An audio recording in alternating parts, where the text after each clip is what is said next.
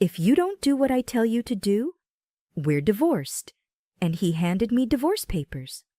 Sooner or later, this was bound to happen. All right then, let's get a divorce. What? I filled up the divorce papers in front of him. All right then, I'll fight it. It was he who gave me the divorce papers, but for some reason, he's stunned. You don't get it, do you? Without me, you'll be all alone by yourself. Yeah, I'm alone by myself. Is that all you want to say? Then that's enough. I'm busy with packing for moving out. What are you packing for moving out? What? It's obvious, isn't it? I'm going to divorce you and move out. It's a perfect timing in the end. My name is Sarah. I married my husband Jason a few years ago. We're childless, and we both work. My parents died in an accident in my first year of work, and I've been all alone ever since. I was really appreciated when we got married. I wanted to make my own family with him. I wanted 2 children. I had such high hopes for a bright future. However, the reality was far from that. After our wedding, Jason's attitude gradually became cold. Sarah, if I'm gone, you'll be a loner again. Jason would always bring up this phrase whenever we got into a small argument. He would attack me by my weaknesses and always get into a fight, because he complains about my housework. Ah, is this stir-fried vegetables for dinner tonight? The dishes for old people. Didn't I call you to ask what you want to eat today? You said whatever. Yes, but I still think a housewife should think about what her husband wants to eat and cook it. I was in the mood for pizza today. Then say so. You should know without asking. You'd complain no matter what I cook. What did you say? I work just as hard as you do, and I'm the only one who takes care of the housework. Don't talk like that. You said before we got married that you like doing housework. It's true I like it, but if you're always complaining about it, I don't want to do it anymore. I see. What? No, I just thought you were being cheeky. Cheeky? If you are making that comment, it makes you think less of me. I don't like that about you either. You're always reading into things. I don't want a wife who talks down to me like this. Here we go again. Next, you'll just start bringing up the fact that I'm alone in the world. And then another synonymous statement from Jason that he always says, well, maybe having kids will make your loneliness go away. Maybe it's time for us to have kids too. Jason never forgets to say this after an argument. When we just got married, I wanted to have a baby right away. But early on in our marriage, the husband who had been so kind to me was gone. Now that he has turned into the man who just complains, I'm hesitant about having children with him. It's true that I have no other relatives than Jason. But before I married him, I was living on my own. I have enough money to save and really not go back to being alone. But there are times when I would rather go back to being alone than have Jason threaten me. If I had a child, I would spend the rest of my life being abused by him, and he would abuse me in front of them. When I think about it, I just can't help it. I couldn't move forward with Jason, but he didn't like this either. Before we got married, you said you wanted kids right away. So why are you so reluctant about having a baby after we got married? This is fraud, isn't it? If that's the case, why don't you make me feel comfortable to have kids, huh? Are you going to complain about my cooking even in front of the kids like that? And complaining about my housework or about the way I fold the clothes? I'm not complaining. I'm just saying what I think. That's just how it sounds to you, because you're a perfectionist. I guess your personality gets distorted if you don't have parents in your childhood. What do you mean? You're making a fool out of me. I'm not making a fool out of you, Jason replies with a goofy grin. The look on his face is the best proof that he's making a fool out of me. And to top it off, there's my mother-in-law. Any grandchildren yet? That's what I'm always asked when I visit my parents-in-law's house. That's right. You should tell her too. She's not helping at all. Sarah, what's going on? My mother-in-law stares at me. I couldn't say anything. Well, I guess there are things going on. Jason, you should talk it over with Sarah. I talk to her all the time, but this woman... Don't call her this woman. Just make sure you and Sarah talk it out, okay? Okay, I understand. My mother-in-law doesn't talk too much. She's been living alone ever since her husband died. She's not a bad person, but she's always saying, "Any grandchildren yet?"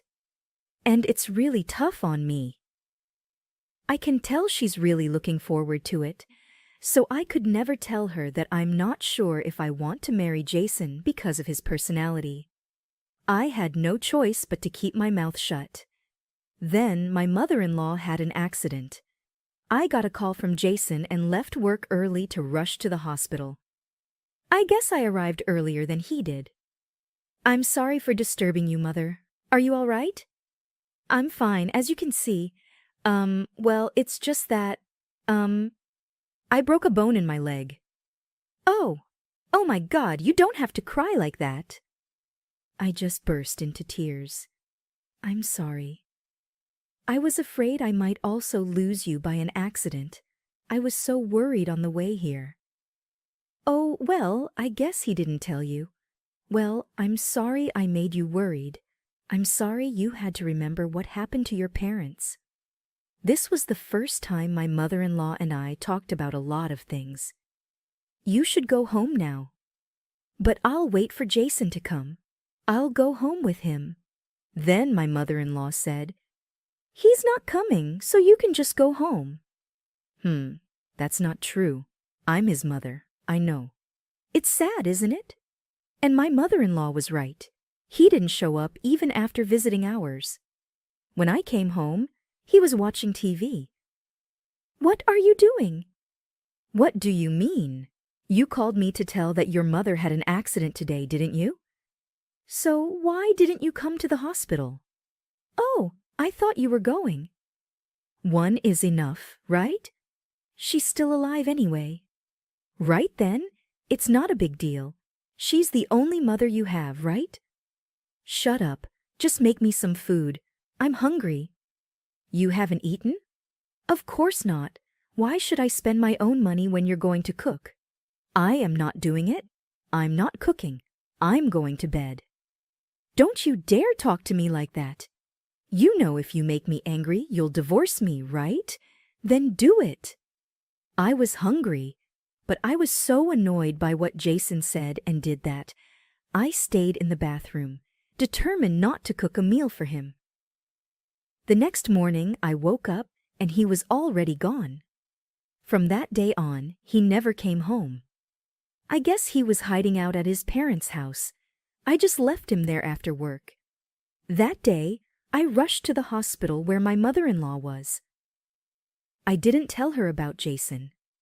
I didn't want to cause unnecessary worry to my mother-in-law who was in the hospital. I went to visit her every day while she was hospitalized. Thank you so much, Sarah. I know you and Jason are not getting along. Thank you so much for looking out for me in that situation. I'm sorry. You don't have to apologize.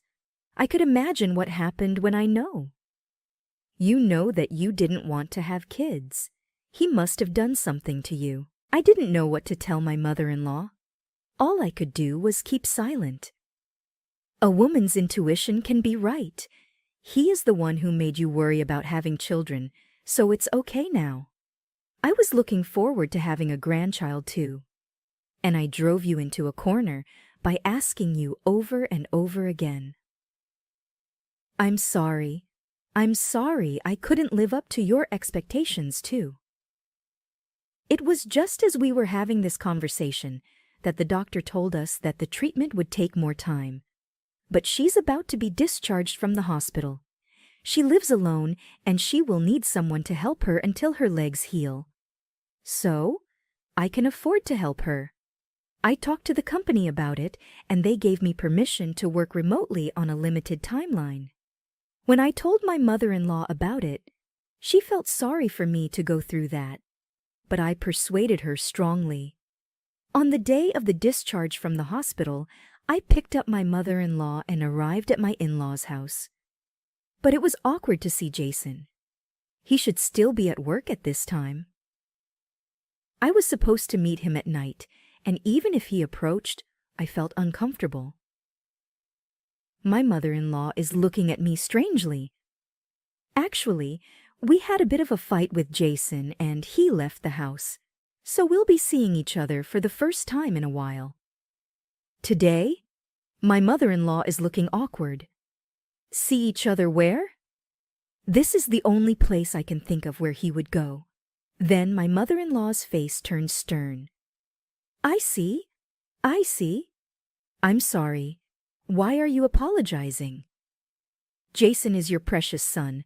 I'm sure you're uncomfortable with the fact that I blamed him for our quarrel. No, not at all. He's the kind of boy who never comes to visit me. What? He never came to visit you? No, never. I was mortified. My mother-in-law was in the hospital for 2 weeks, and he didn't visit her once during that time. Well, he's not that sweet boy, is he? What do you mean? Sarah, I need you to calm down and listen to me. He doesn't have a key to this place, so he is not here. That means it's okay. I have an idea. Let's talk about you and me first, and then my mother-in-law may meet a surprise. A week passed, and I was back in the house where I lived with Jason, packing my bags. As I was packing, I heard the front door open. Oh, just in time. I wanted to talk to you. I'm busy. How's Mom doing? Why don't you come see her for yourself? You're the one taking care of her, so I don't have to go. I mean, you're the one who's supposed to be taking care of Mom. If you don't do what I tell you to do, we're divorced. And he handed me divorce papers. Sooner or later, this was bound to happen. All right, then let's get a divorce. I filled up the divorce papers in front of him. All right, then I'll fight it myself. Jason was the one who gave me the divorce papers, but for some reason, he's stunned. You don't get it, do you? Without me, you'd be all alone by yourself. Yeah, all alone by myself. Is that all you want to say? Then that's enough. I'm busy getting ready to move out. Where are you getting ready to move out? What? Oh, it's obvious, isn't it? I was going to divorce you and move out. It's a perfect timing in the end. Then who will take care of Mom? Don't worry, I'll be there for your mother. You are an idiot. You know what? You would get your inheritance by sticking up for my mom when Mom dies. I'll be the one to get the inheritance, the only son. You're not my son anymore. Since I swirled in surprise when my mother-in-law came out of my room. Oh, why are you here, Mother? You need nursing care, don't you? I was here to help Sarah move out, you stupid bastard. I can move on my own with these crutches. My only child is Sarah. I don't need a childhood after my inheritance, even when I'm not dead yet. You won't get anything. I'm divorcing her. Then she's not entitled to the inheritance. I'm in the process of adopting a child. What? I'm also in the process of disqualifying you from inheriting. You won't get any penny of my money. You old... Jason tried to grab my mother-in-law. I quickly pushed him away, took my mother-in-law by the hand, and left the house. Hey, are you his wife? A strange woman was standing in front of our house. Oh, it's you. You're the one who's having an affair with... What? Well, for now, I mean, did you write the divorce papers? Please get out of this house as soon as possible. I see. So Jason had rolled into this person's house. I was surprised by the woman's sudden visit, but I had zero feelings about Jason's affair. I was rather excited that I could get alimony for this. And then Jason came after us. He flinched when he saw the face-to-face with his girlfriend. "You're the one who made her wait here. So you were having an affair, hmm?" "Thank you. I'll make sure I get my alimony." Jason stood there stunned. My mother-in-law and I got into the car and drove away with him standing there. Then we went to the city office and filed the divorce papers. After that, I demanded alimony from both of them, as I had declared. They made excuses, but their intense relationship was easily exposed through the free-spirited girlfriend's social media. They both transferred large sums of money to me. The cheating partner was after my mother-in-law's inheritance. She disappeared from my ex-husband's life as soon as she found out that he was not going to get his inheritance. I guess they were very much alike, both after money. And Jason came to my parents-in-law's house many times to try to get back together, but his mother refused to see him. I blocked his contacts early on so he couldn't call me. A couple of times, he called me from an unknown number, but I don't have to deal with unknown numbers. Since then, my mother-in-law's leg has recovered completely, and she is doing very well with no after effects. I'm very grateful to my mother-in-law for suggesting to stop me. And now, several years later, I'm still enjoying my life with my mother-in-law. I am no longer alone. We can be a royal family if we care for each other, even if we are not connected by blood. I will continue to spend my life with my mother-in-law. My mother. It's unforgivable to take your wife witness and do whatever you want to her. And his reason for wanting to have children is terrible. He will never be happy. I hope Sarah and her mother will be happy in the future. Thank you for watching. Please subscribe to our channel if you like. See you in the next video.